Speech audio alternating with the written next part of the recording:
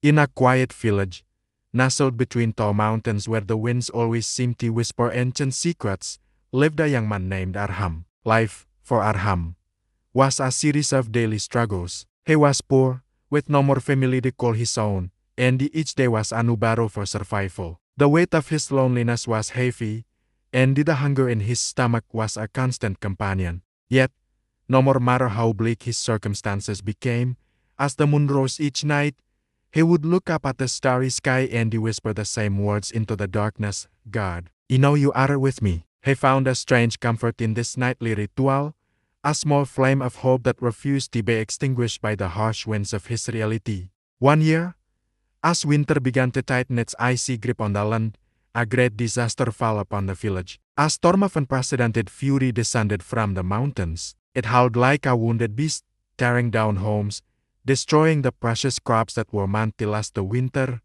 and turning familiar roads into impassable rivers of wood and debris. The villagers, who had always been a resilient people, began to feel their spirits crumble. Despair crept into their hearts like the beating cold. You could hear them murmuring in the ruins of their homes, their voices heavy with sorrow.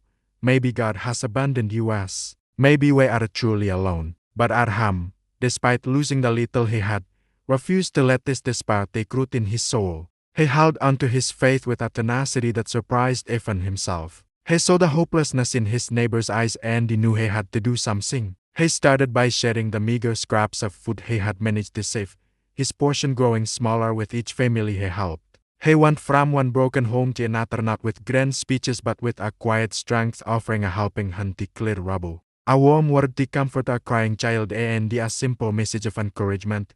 We must stay strong. We must not give up. His actions, small as they were, began to plant tiny seeds of hope in the barren ground of their collective grief.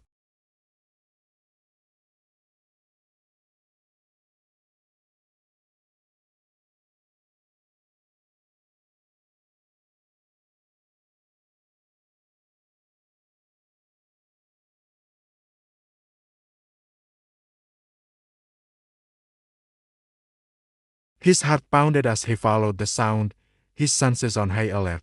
Sir, under the immense weight of a giant fallen tree, he found an old man. His face was pale, his body was trembling from the cold, and the gash on his forehead bled slowly. The man was too weak to even speak, his eyes fluttering with a mix of fear and resignation. Arham's instincts took over. He grabbed the trunk of the massive tree and he tried to lift it, his muscles straining against the impassable wood. It wouldn't budge, not even an inch. Panic began to set in. He shouted for help, his voice raw and desperate, but the storm seemed to swallow his cries, leaving only an echoing silence. The paths were all blocked, and no one would hear him. Standing, sir, shivering in the freezing wind, feeling utterly helpless, Arham looked up at the gray, unforgiving sky. All his strength was gone. With tears welling in his eyes, he whispered, his voice trembling, "Oh God, I can't do this alone. Please, help me."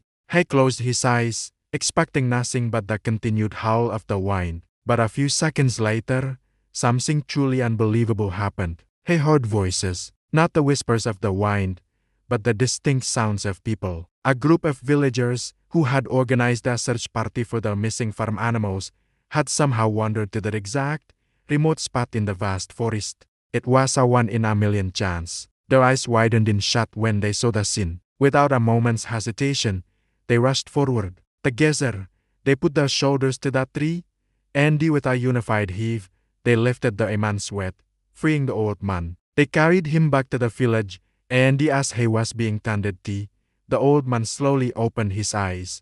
He found Arham's hand and he held it tightly. In a voice raspy but clear, he looked at the young man and then at the others gathered around and said, "God never abandons those who don't abandon faith." Those words resonated deeply within the hearts of everyone present. They looked at Arham, at his tired face and his unwavering spirit, and they understood. His courage was a mirror, reflecting the strength they had forgotten they possessed. Inspired by Arham's relentless faith and his selflessness, a change swept through the village. The whispers of despair were replaced by the sounds of hammers and saws. People started working together, not as individuals, but as one large family. They shared what little food they had, ensuring no more one went hungry. They worked side by side, day and night, to rebuild their homes and to clear the paths. They comforted each other, shared stories, and we discovered the warmth of their community, a warmth that defied the harshest winter cold. In the end, as the village slowly rose from its own ashes, stronger and more united than ever before, everyone realized a powerful, undeniable truth. God had never left them. He wasn't a distant figure in the sky, watching from afar. He was there, in the midst of their struggle. He was working through Arham's unwavering faith. He was present in their newfound unity, in their shared resolve. He was in every act of kindness, every helping hand, every comforting word. And from that day forward, whenever hardship loomed or fear tried to creep back into their hearts, the villagers would look at each other, smile, and remember the story of the boy who never gave up. They would remember that God never abandons you, and the story of Arham was all the proof they ever needed.